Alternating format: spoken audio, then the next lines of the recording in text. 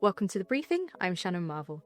Today, we're diving into a heartwarming initiative that was swept across Highlands and Moray for the Give Blood Saves Lives campaign at Highland News and Media. Also joined with the Scottish National Blood Transfusion Service back in November 2024.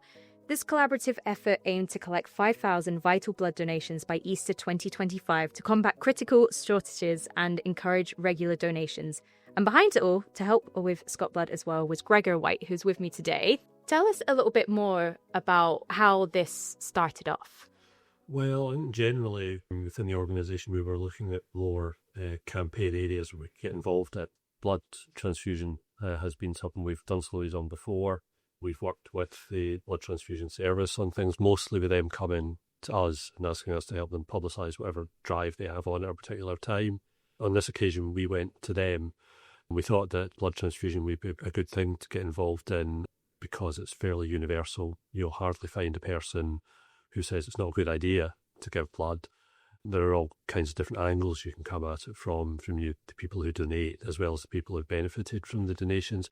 So we went to them, said, we want to do this. We want to give you a platform effectively. What would work for you? And I think the 5,000 donations that we went for was more than they would normally expect to get over that period. But, so we were then going to help to drive the figures up for them. By March of this year, we had over the 5,000 mark, I'm pretty sure, didn't we? Yeah, just over 5,000. Yeah, and included more than 200 new donors, 222 plasma donors. Did you meet any groups, any people that benefited from blood donations? We got lots and lots of people getting in touch with us over the course of the campaign. I say on both sides, from people who donated, and there's people who've donated dozens of times, more than 100 times.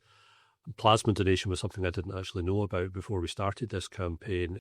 Plasma being one of the components of blood that's used for very specific purposes. I think a lot for people with immune deficiency conditions, and that plasma can be turned into medications for them. So we met people who had maybe given blood for quite a long time, but for various reasons had been identified as particularly suitable for plasma donations. I think there's, don't ask me to rhyme them off now, but I think there are specific criteria in terms of your blood and your veins and things like that make you more suitable than other people. So, so we met a lot of them, and a lot of people on the other side of the equation who haven't given blood, but have definitely benefited from the donations. For example, there was a couple of women we spoke to who had to have blood donations either because of complications during labour or after giving birth, and it was an honour really to speak to them and for them to speak to us. They could have died without blood donations. So to hear those stories and to hear the stories of people who donated for lots and lots of different reasons. A lot of people donate now because their parents did and they just went along with them, and that's what you do.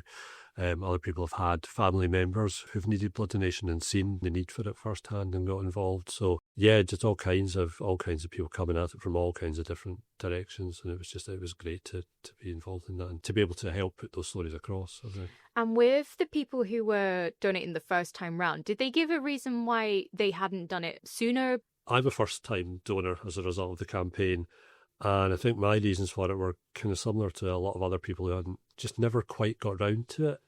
Slightly nervous about what was involved, or I've got to go and I've got to book an appointment and I don't know if that time will suit me and how long is it going to take, and and exactly what's involved, and having done it now, reasons that seem not good enough basically. But they are the sort of things that keep life gets in the way a lot of the time, and I think the campaign for a lot of people it really crystallised for them that really there's no reason not to go for it.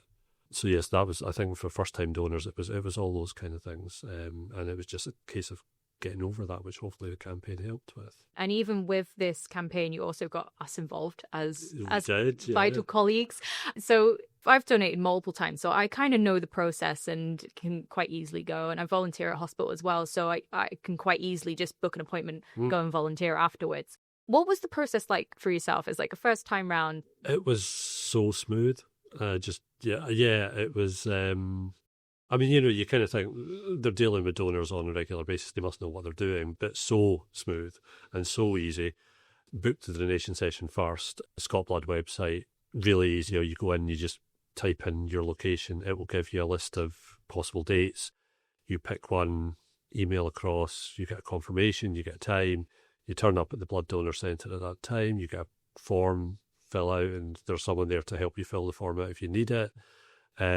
Quick iron test level, I think. In my case, I had to have 2 tests because I was coming up slightly low, but apparently that happens, and it was just, it was minorly low. So second test for that, and then onto the couch and strapped up, and there I was giving blood, and before I knew it was over, and I was getting stuffed full of chocolate and crisps and juice, and it was brilliant, and I honestly cannot wait to do it again. So if anyone was worried about, what's involved, I didn't know what was involved either, and it was amazing, and the nurses that were there supported you all the way through, kept explaining to you all the time what was happening. And then even afterwards, I think I was actually tucking into a tea cake, and the nurse came out from the treatment room behind me and gave me a row because I wasn't sitting down.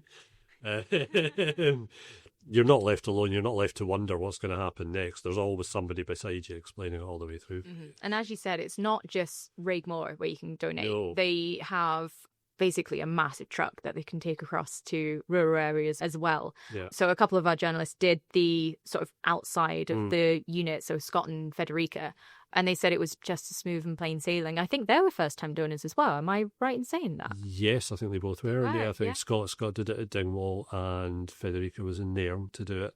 The transfusion service does sessions all over the place in community halls, sports halls, schools.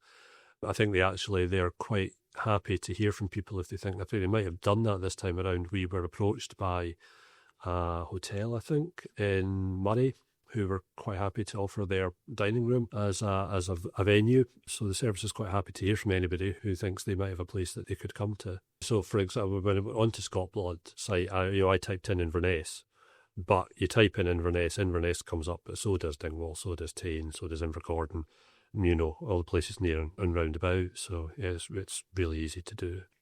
Also, something that we learnt as well, despite this progress, certain blood types such as O positive, which is the most needed blood type, that still remained in short supply. So it's not a good thing, but it's a good learning curve to say, even though we have collected X amount and it's over average of that period for blood donors, the supply was still a little bit lower than expected. What's important to take note of as well is your donation. So it's a pint of blood that can be used to up to 3 people. Yeah.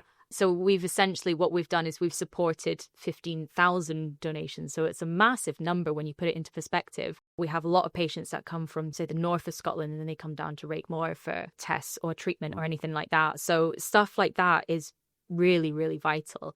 That's a really amazing number to say, yeah, we've got 5,000, but there's 15,000 people have been helped out across the Scotland area. So I think every donation, I mentioned plasma earlier, a blood donation can be broken down into 3 separate parts, which are all used for different things. So that translates up to over 15,000 people helped, which is amazing. And in that case, then, if anyone would like to donate blood, where do we go? You go to scottblood.co.uk. The website is very user-friendly.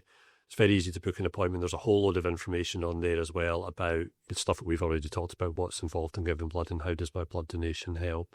It will take you through. There's a quick questionnaire there as well, asks you various things just to make sure that you are able to donate before you make your appointment. And there's a phone number on there as well. If the website doesn't quite answer all your questions, you can give them a call and somebody will be happy to help you on their helpline as well. Well, as we donated together, I guess I'll see you next time when you're donating, because we'll probably be booking into our next slot. Yeah. Gregor, thank you very much for coming in. No problem. Thanks for speaking to me.